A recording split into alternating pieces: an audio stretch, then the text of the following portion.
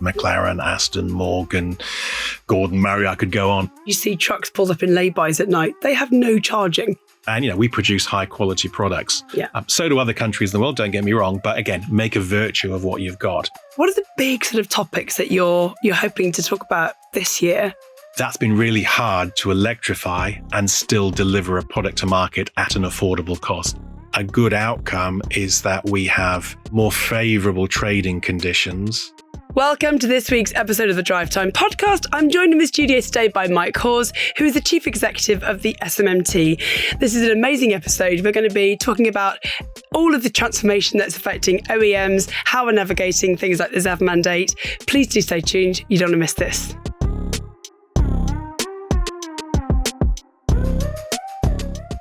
Mike, welcome to this week's episode of the Drivetime Podcast. Thank you. Every week on the podcast, Mike, we try and delve into technology, how it's affecting the industry. Your role, obviously, you're at the heart of whatever's going on within the OEM space, within automotive, primarily in the UK. But I thought it'd be really good just to dive into what you're seeing, how OEMs are kind of navigating the technological kind of transformation that we're seeing at the moment. And also you're leading a number of events in this space. So just going back a little bit, Mike, how on earth did you end up running the SMMT? By accident rather than design, probably. I'd worked for a number of OEMs. I'd worked for Bentley. I'd done some work for Volkswagen AG. Before that, Toyota, both here and in Europe. So I'd, done a number of years there and, mainly in corporate affairs roles. So external affairs, government relations, PR, comms, and so forth. I knew this role was coming up because I knew that my predecessor obviously applied for it because I thought, it was going to be interesting job to do for, a few years, I thought, but it's been 12 years now. So mainly because there's just been a series of events. Always be careful of events that have come along and it's just kept it fascinating. Yeah, it has. I think as long as I've been in automotive, it sounds really bad. Actually, not as long as I've been in automotive, but you've been leading the role at the SMMT for as long as I can remember. For that, yeah. No, it's good. So I was going to just, I think it's really helpful in the last 12 years. We talked very briefly about the highs and the lows, but can you kind of sum up some of the highs and the lows in the last 12 years or surprise? You talked about events. It is events, yeah. It tends to be more lows than highs, unfortunately. When I started, SMMT was 2013, coming out of the global financial crisis, and the UK was actually leading the way. Sales were rocketing, going much faster than other major European markets. In fact, I was looking the other day that I've got an interview that I did for one of the trade magazines, and it says why the UK is leading the recovery. That was sort of 2013 to 2014. Then 2015 we had Dieselgate. Then 2016, we had a referendum. Then we had years of negotiating the referendum. Then we had COVID. Then you had the semiconductor crisis. Now you've got, I'd probably describe it as sort of, trade crises when you see the sort of protectionism that's coming like that. Underscoring it all is that, that it's not so much once in a generation, once in a century transition of a technology. So every year there's been something different that's kept the role interesting, stimulating, and it's been different. Prior to Brexit, we didn't need to have a competence in the UK for trade because that was a European competence. Now, obviously, that's a UK competence, and we need, as a sector, to have that competence to be able to advise and guide trade negotiators about what the industry in the UK needs. So you've got to have, it's a different learning exercise every year. You mentioned that obviously you're involved with a number of different initiatives, not just in the UK, but you're advising on policy. How does that, because I suppose you're representing the voice of an industry at government to make sure that, but also translating policy from government back into the industry.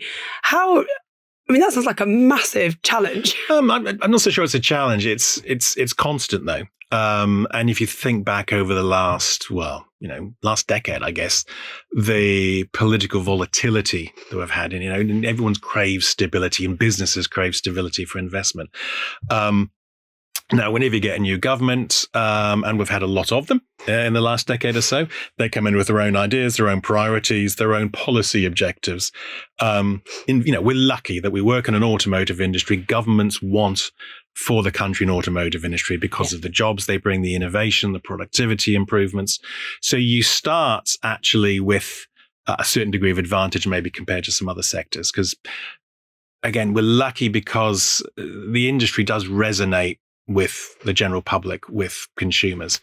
Most households own a car.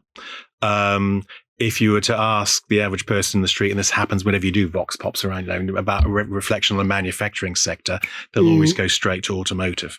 And I remember during the referendum on Brexit, they had some vox pops of interviewed people on the street, and what does it mean about should we change our relationship with Europe? And they were saying about the automotive sector. What they didn't say till afterwards, but the clips they were running was from the early 70s when we had the initial referendum about going into Europe, and it still resonates. So that makes it easier to talk to government. And we know, every country in the world wants an automotive industry for all the benefits economic that it brings. So, our challenge is basically to punch above our weight, because in employment terms, we're about 800,000 totally across the sector. Manufacturing as part of GDP is less than 10% now. And manufacturing is what resonates with political decision-making more than retail. Even though retail is a bigger employer, bigger contribution, but people recognize how, a car manufacturer side, its importance to a local community and to a region because of everything it brings. And that works to our advantage when you're talking about retail issues as well. Yeah, I think that's the challenge, that when we talk about how important creation of jobs is for communities, and actually we've seen a reduction of that now in the UK because manufacturing follows the cheapest labour market. So, we're kind of now seeing, and I know that you led a delegation a couple of years ago to meet actually the new entrants that are now importing a huge, quantity of vehicles into the UK. And actually retailers are thinking, well, what do I provide for my consumers? So they're representing their communities in terms of what they retail to them. So how does that kind of balance with what's coming in emerging manufacturing from other markets into, employment and protecting what we have here? It's a balancing act. We've got a number of, always one of the great advantages working, in the UK industry is its diversity. Because you have the large volume manufacturers, think Nissan, Toyota, Stellantis. I'd probably put, given their volumes, Jaguar Land Rover in there as well, BMW. You have a raft of small volume, very high value manufacturers, think Bentley, Rolls, McLaren, Aston, Morgan, Gordon, Murray, I could go on.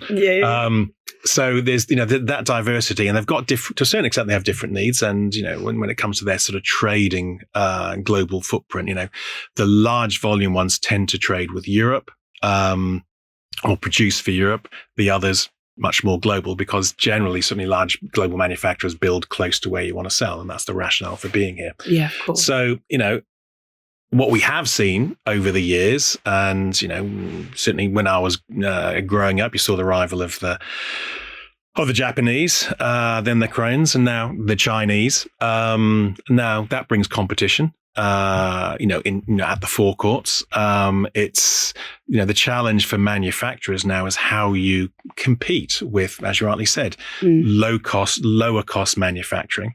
And, so the first point is you've got to get your own house in order. We've got to be as competitive as we can be. It's not saying that's not driving down wages, because, that is not acceptable. But the other input costs that you can potentially influence. Yeah. Energy is the big one at the moment.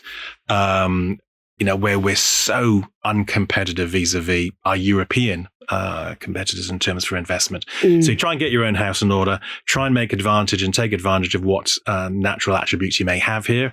Very highly skilled workforce, very flexible workforce, a lot of innovation, a lot of interest in British brands.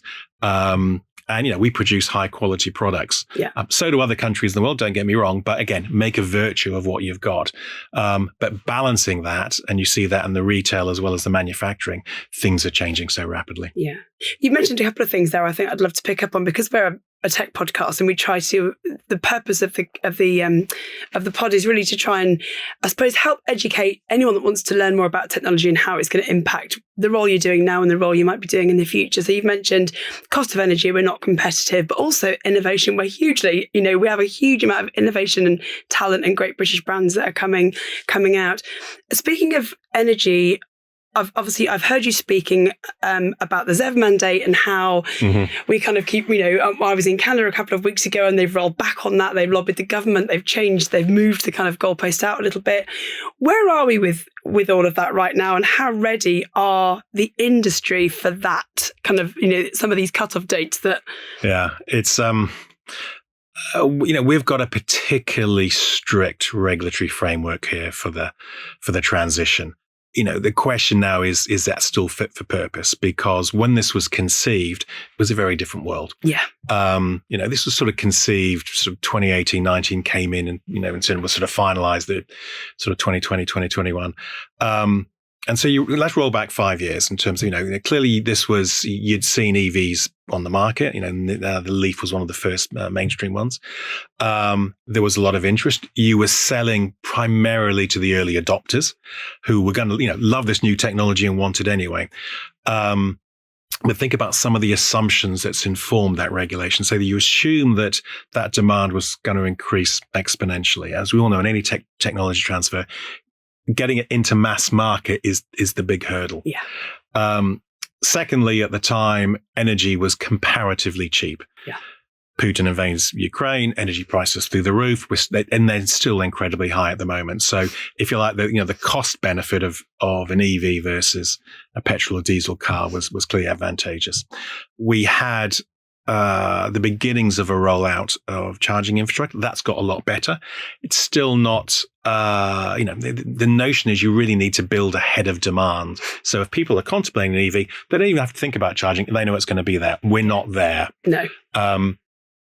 And, there was this expectation in terms of production that battery costs were going to come down significantly and continue to go down. And so the cost of these vehicles would reach that price parity. It's 2018, 2019, I think there was a forecast by Bloomberg and the Energy Foundation saying price parity 2023. We're now in 2026 and we're not at price parity. No, and still not. Yes, battery prices came down, but cost of raw materials are still very high. There's a lot of competition, not just within auto, from other sectors.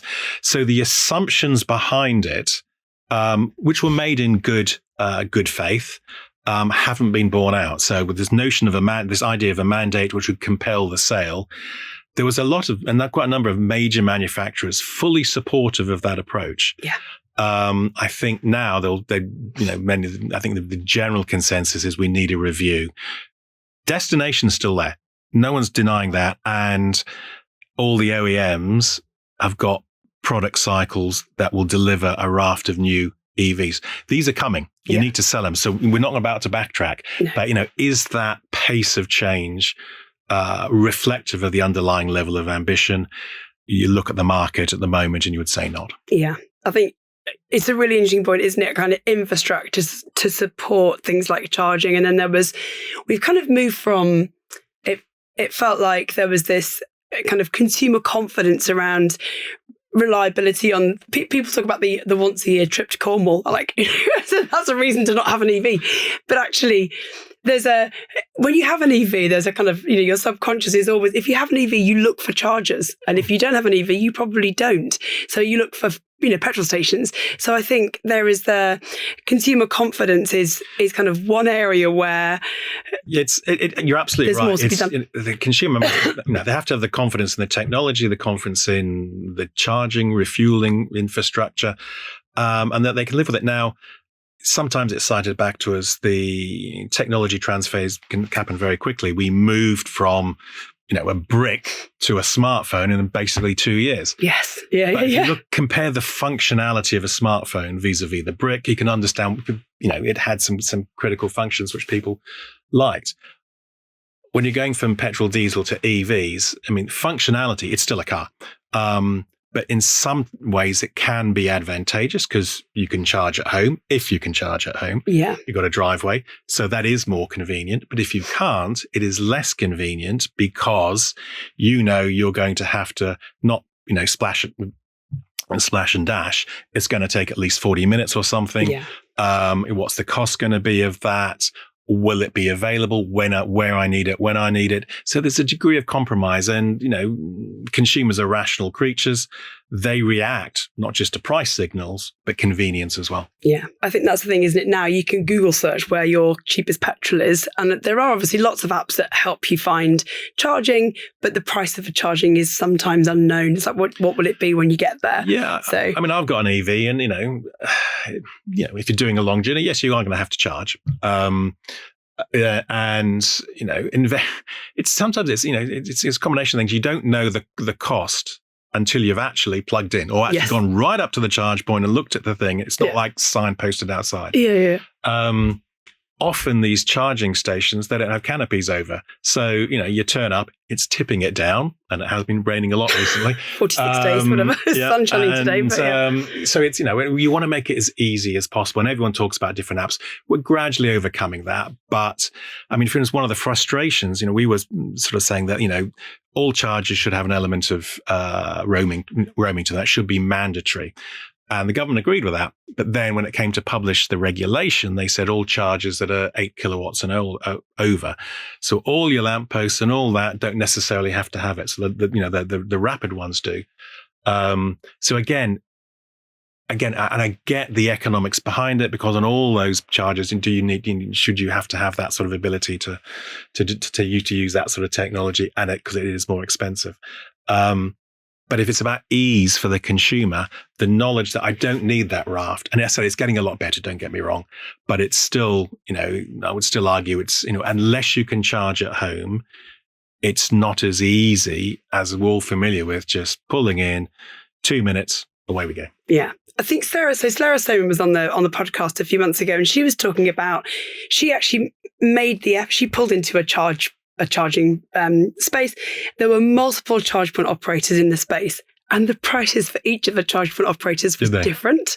So she said, had I just plugged into the first one, it would have been like significantly more expensive than me looking around at that one over there. So I think that's probably, and we'll come on and talk about electrified, but as you're discussing this with OEMs and the government, how do we make it more transparent to be able to see what the price of the charging is when you pull up? So it should be like, boop, you should be able to see. And it should be the same. And there's going to be some regulation coming which will ease up some of the signing regulation. And that's what the charging industry wants. We fully support that. I've got a lot of sympathy for the charging industry, because the structural pricing that they have to take account of because of the way the system is set up is just nuts. Yes. Talking to, I think it was GridServe a few months ago, they were sort of explaining what's behind their pricing. And, the contract that they have with the energy provider is based on a utilization of about 80-90%. It's not going to be like that, no. But that's what they get charged. So obviously that's one of the reasons the costs are so high. Yeah. Building on top of the fact we already have in the UK high energy costs, which we need to get down, not just for manufacturing, but for the consumer as well. You pay 20% VAT charging on the street, pay 5% at home. There was a tax tribunal decision last week, I think, which is going to be interesting to see how HMRC responds to that, because that was basically, it seemed to find in favor of the fact that it should be 5% rather than 20%. We'll see how that plays out. HMRC, clearly don't want to lose the revenue, so let's see how they respond. There is also now, I know some energy providers will allow, and I don't want to name names, but I think mine does. You can allow, if you pass with that, their kind of club, you can then use your home tariff to use public charging. So you would expect that the tariff, the VAT would be the same, would be 5%, because you're using your home tariff. You just happen to be accessing a public charger. But no, it'll be at 20%. And again, it's about making it as simple and as cheap as possible. Yeah. But, let's face it, one of the biggest obstacles to the take-up of these vehicles, is is the total cost of ownership. Yes. Our figures suggest, if most people own a car for 3 years. at whatever stage in a car's life they buy it, whether it's new, whether it's 3 years old, 6 years old, whatever. They tend to over 3 or 4 years. So you've got to take into consideration depreciation in your total cost of ownership over the 3 years. And because, go back to about the mandate, because the industry is having to incentivize those vehicles so much, invariably residual values drop off the cliff when you drive it off the forecourt. Now, if we can have a healthier market where you don't need to put what we calculate as about 11,000 quid on the bonnet of every EV sold in the UK last year, then obviously the residual value gets better. So your cost of ownership over the 3 years improves. And so it becomes a much more, a new EV becomes much more attractive proposition because, you see at the moment, you look at the figures for 3-year-old used vehicles. There's a lot of interest in 3-year-old EV, but, it's had that big hit in residuals and it's a lot bigger hit than you're getting on petrol diesel. Yeah, it is. I think there's something really, one of the points you made there about total cost of ownership. I think it's so difficult to make it easy for consumers to compare different products, whether it's hybrid, petrol, full EV, because the way that the information is published is so complicated. It's in a really, messy PDF, which has got lots of data in it.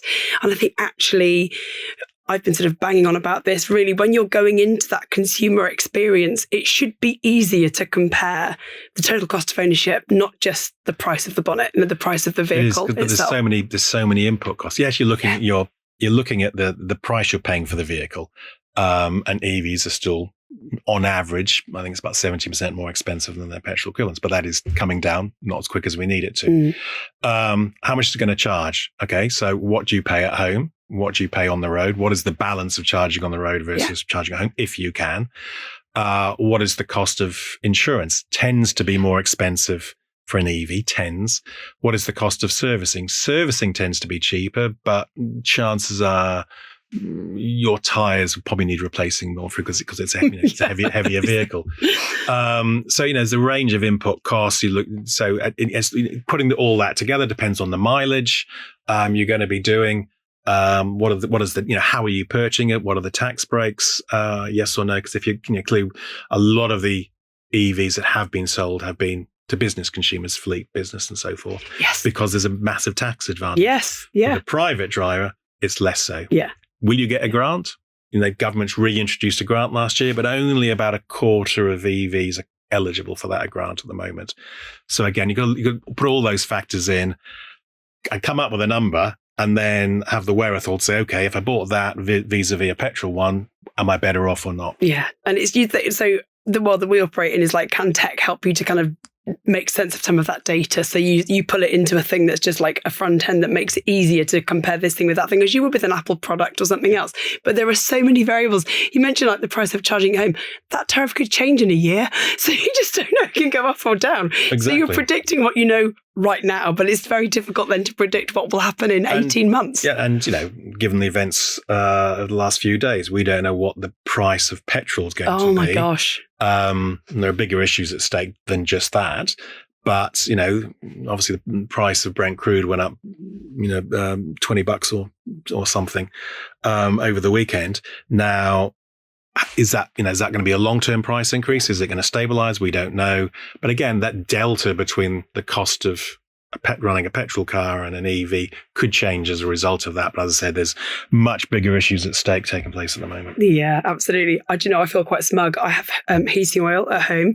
We're not completely off the grid, but we're off the gas grid. So I've got an oil tank and I just thought, I'm getting a bit low. I think I'll just fill up now. And luckily I just bought 1,500 litres. There you go, yeah. Feeling quite relieved that I checked the price because usually it drops off in the summer. Yeah. But obviously it's been a bit of a cold winter, so I'd used a lot of I just top it up. And then, I got a price match on boiler juice. Thank you very much. That was quite a relief. So thinking about affordability, consumer confidence, and we've talked about tax incentives. You mentioned that there's, there's an incentive now. Which vehicles are eligible for that incentive, and how do you know as a consumer? Yeah, again, you're going to have to do your homework. There's, first of all, there's a price cap. So you've got to be below the price cap, which is, give or take 40,000 quid.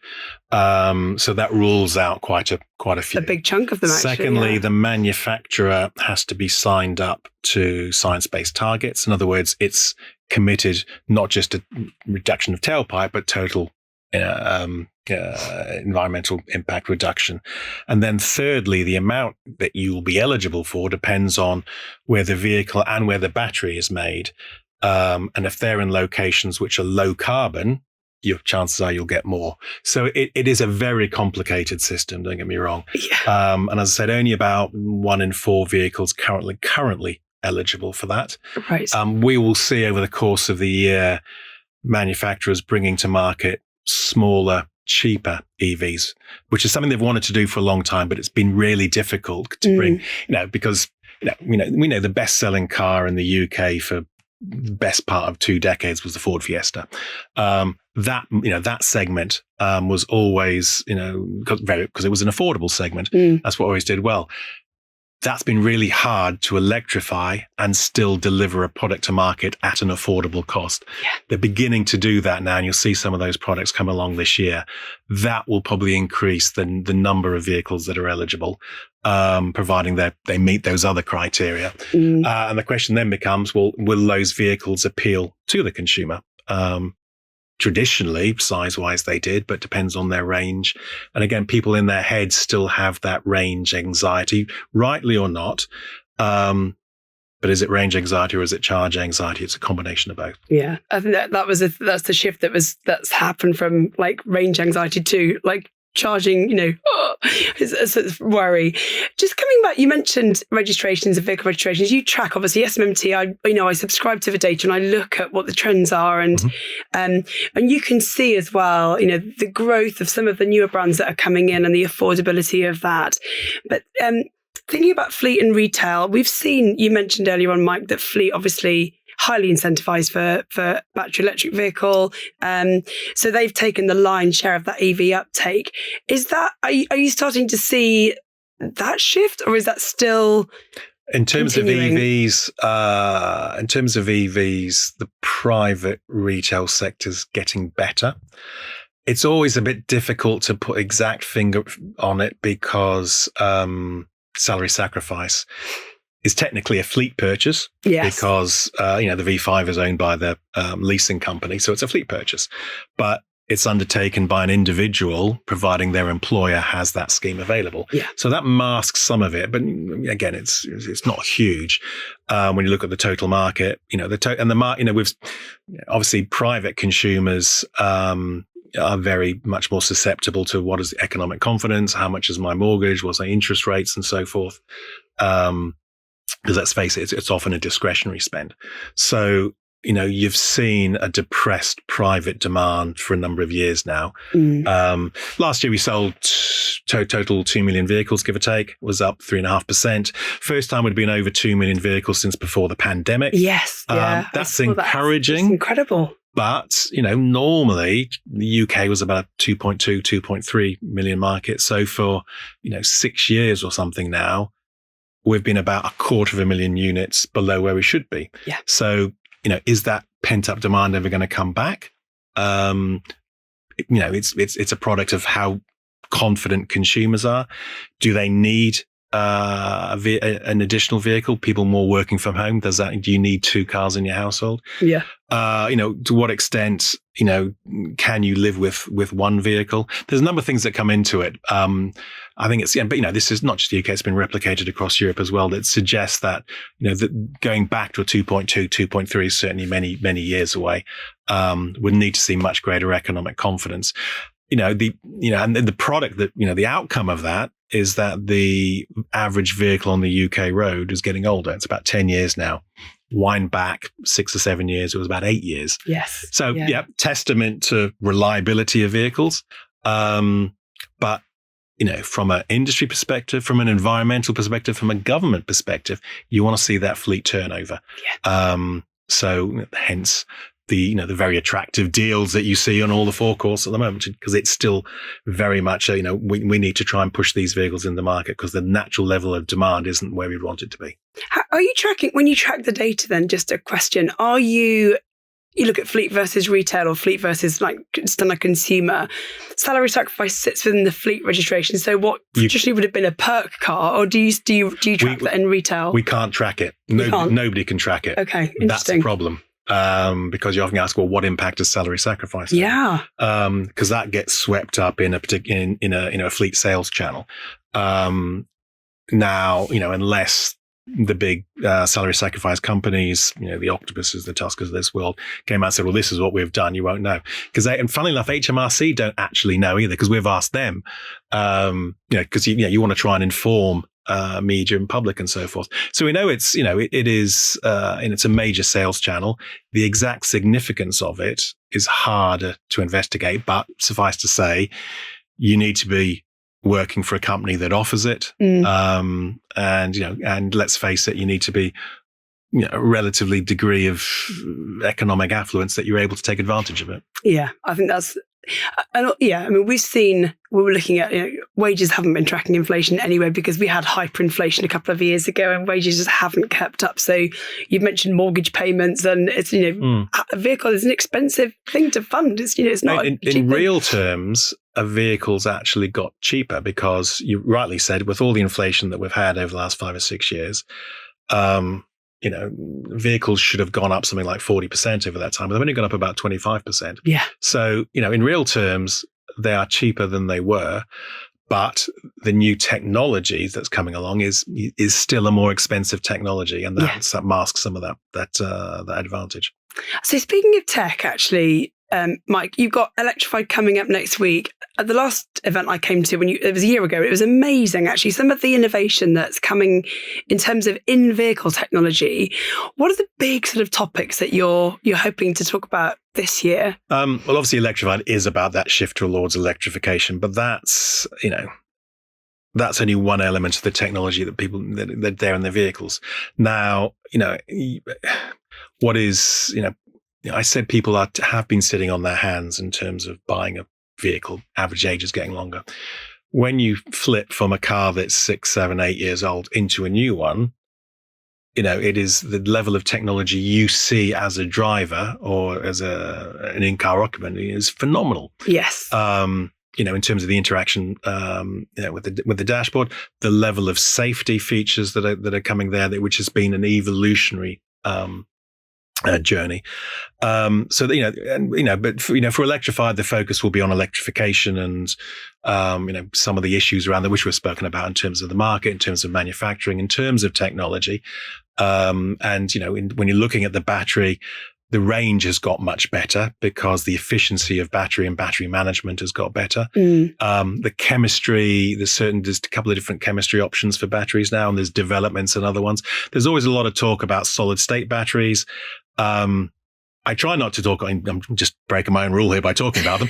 I try not to talk them because they're still a number of years away. Yeah, and when they come, they'll be very expensive, like every new technology is. So if you say, I'm just going to wait to get solid state, and then it'll be, it'll solve all the problems. Chances are it's going to be a very, like most new technology, it'll start on a very high value vehicle. And only when you get to the scale will that then trickle down into more mainstream. So it's truck that, where you need to have uptime or longer kind of range, quicker charging, you're going to have it in sort of those fleet or logistics vehicles, I would have thought first. Yeah, you're right. Because of the cost, it'll go into high value vehicles first. So, most new technology, it will appear in ultra premium vehicles first. Yeah. And then trickle down. But the benefits that it brings, you can see, right? You can see it, leaning very much into commercial vehicles because, we're focused here on passenger cars. Look at vans. Our mandate this year is 24%, I think it is. Last year, the market was 8 to 9%. Is that going to happen this year in the space of a year? That's really probably not. No. And you are seeing, fleets. A lot of fleets want to commit to to decarbonizing their fleet, and the products are there, but you've got problems with especially when you're running fleets with infrastructure. You need to have a grid connection for your depot. Join the queue. Yes, they're trying to prioritize certain things, but you could be waiting 5 or 10 years for a depot connection. Then, do we have the infrastructure on the strategic road network to charge things dedicated to commercial vehicles? I think HGV charge points, I think we've now got 8 across the UK. 8. That's good. A few years ago, we only had 1. So again, that's really behind the curve and compared to passenger cars. So a lot of the focus on passenger cars, if you're going to deliver net zero, then you have to decarbonize road transport. It's not, the mainstay is passenger cars. But think about vans, think about trucks, think about buses. Some lend themselves. Buses, we've got the biggest EV bus fleet in Europe. Fastest to decarbonize, which is fantastic. And, great British brands like Wrightbus and Alexander Dennis that supply so many of those vehicles. But and again, buses lend themselves in the same way that refuse vehicles lend themselves to electrifications. They go home at night. Yes, they do. When you're talking logistics, that may not be the case, and you may be in different work environments. So it's not a one-size-fits-all solution. No. Yeah. We need to address all of that, and that's some of the issues that will come out in electrified. It's not just about passenger cars. Yeah, and you have speakers across the world coming to speak at electrified. So I think last year one of the truck manufacturers was from Europe, and actually it was really interesting to hear about the innovation that was coming. You would think, just driving along the British roads, you see trucks pulled up in lay-bys at night. They have no charging. They have no facilities, actually. So they've got very little of anything. So I think in Europe, it feels like just because they have more motorway infrastructure network, they've got, decent truck stops. Got more space. They've got a lot more, room and the ability to have connected charging infrastructures there. But I just don't know. 8 in the UK feels quite small. But you raise a good point in that, yes, we are an island, but when it comes to road transport, we're not. We have a common border with Europe, as well as the Channel. Now, so whatever Europe does in terms of its technological evolution, we have to be mindful of that because, for instance, if there's a big shift in European logistics to, let's say, hydrogen, what you don't want to have is a hydrogen truck basically gets to the Channel Tunnel. You then have to have a modal shift because we don't have hydrogen here, say. So again, whatever happens in Europe matters here. So the strategy that you have, the policies you have to align. Otherwise, you'll be putting additional cost into logistics. And, we've seen through all those discussions about Brexit, how important that relationship is with mainland Europe. 100%. So just thinking of hydrogen, I know you've got electrified this week, but actually we were talking about alternative fuels. I worked in Fleet News years ago and we had a little supplement about alternative fuels then. And obviously, like you say, technological infrastructure change on that scale takes a lot of years to make sure you've got to just not only think about what's going into the vehicle in terms of its fueling or, the engine of the thing. Is hydrogen the next? What's the prediction really in terms of fueling? There's a role for it. I think think about net zero. Actually, it would make sense. Actually, yeah, absolutely. It's especially in commercial applications. You can see a role for it because I said it won't be a one-size-fits-all solution. There are certain use cases where you could see hydrogen in some rule working. Off-road off-road vehicles in particular, often in difficult locations. Yeah. There won't be a charging infrastructure there. No. And, it's not just about, when we talk about hydrogen, it's not just about fuel cell. There you can see a role for internal combustion of hydrogen because it's an easier, cheaper solution. The hydrogen you need isn't as high grade, for instance. So, we'd probably say at the moment, don't let great be the enemy of the good. So look at all options because the enemy here is carbon. What can you do to reduce carbon? And, so it also goes back to your approach. If you're just sort of saying what's going to be on new vehicles, there's over 40 million vehicles on the road. What can we do to decarbonize them more quickly or reduce their carbon output, hence, and Formula One kicks off next week, I think it is. They're using flex e-fuels. They'll be very expensive. Let's face it, is there a role there where you can have a drop in fuel, which would allow you to decarbonize the existing car park more quickly. It won't be totally decarbonized, and it won't be totally emission free, because if you're still combusting, produces NOx in particular. But is there a way of decarbonizing that? And that would, let's face it, when you're talking about the mandate, it's about how do we get to 2035 and then start selling only EVs? Can we get there as quickly as possible? Well, it looks like we can't get there as quickly as we'd hoped because of all those things I mentioned earlier. Okay. Can you offset some of that loss of carbon savings with other technologies that will place in the fleet? Maybe not next year, but in the medium term, because if you're buying a petrol car in 2030, it's going to be around in 2045. Yes. Well, yeah, absolutely. And we're still manufacturing them. So I just think it's a really interesting sort of debate, isn't it? Actually, if the goal is zero emissions, there's a lot of other options to get there. It's not just EV. It's not the only route. And so I think thinking about sort of looking ahead, if we are sitting here, at the end of 26, where do you, or actually, beyond, like in the next 5 years, what does a successful outcome look like, do you think, for the automotive industry in the UK, kind of where we are in terms of adoption of new technology? Yeah, looking at the highest level, I mean, if we were sitting here beginning of next year, we'd want to see a healthy new car market. So we think there will be some growth. We'd like that to be more substantive. So we'll be over 2 million, but more than 3% growth would be ideal. In terms of electrification, last year we were at just under 24%. Don't lose that. That was a tremendously successful year. EVs grow by just under a quarter. But of course, because there's a mandate, it's framed as failure because the mandate said, 28%.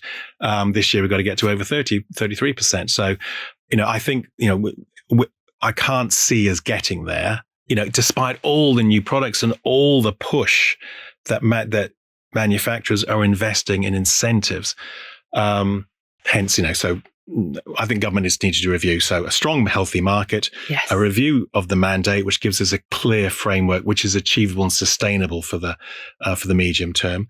In terms of manufacturing, we haven't really touched on this, but there's a lot of challenges there. We'd like to see the industrial strategy implemented with reduction in energy cost as quickly as possible. We can't wait for 2027.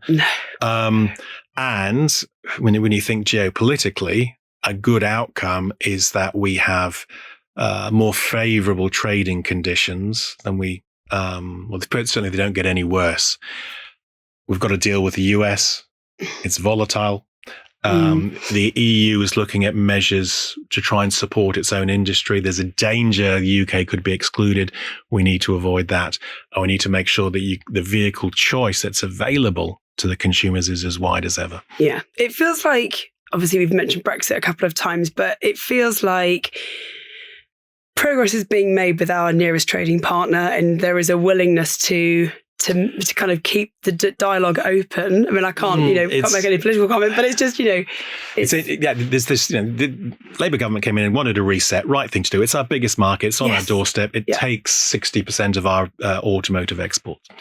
And the overwhelming majority of vehicles sold in the UK come from Europe. So that relationship really matters. Geopolitically, huge volatility around the world. But the danger we actually have with our biggest trading partner is that they are considering and policies which will support EU-made vehicles to the exclusion of anyone else, including the ones made here.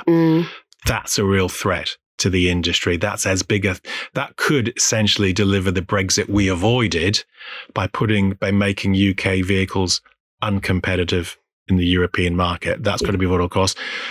Again, these policies, we always believe in free and fair trade. And the UK has always been that stalwart of that. When we're in Europe, the discussions we have, outside of Europe and so forth, ultimately, the more protection you have, the consumer's the loser. No matter what that is, and you can see how that plays out. We need to avoid that. And I know the government's putting a lot of effort into the relationship with the EU about this. We'll see what comes out in the next week or two. Yeah, that'd be good to see that. So Mike, I just think it'd be really good I'm going to wrap up this episode and then we'll do a quick gear change episode before you have to leave us. But thank you so much for coming into the studio today. And I'm really looking forward to Electrified next week. This will air after that. So we'll make sure we kind of link back to some of the content I know you're going to produce on the back of this year's conference. So thanks so much. My pleasure. Thank you so much to Mike Hawes. Don't forget, if you're watching us on YouTube, give us a like, follow and subscribe. You'll never miss an episode of the Drivetime Podcast.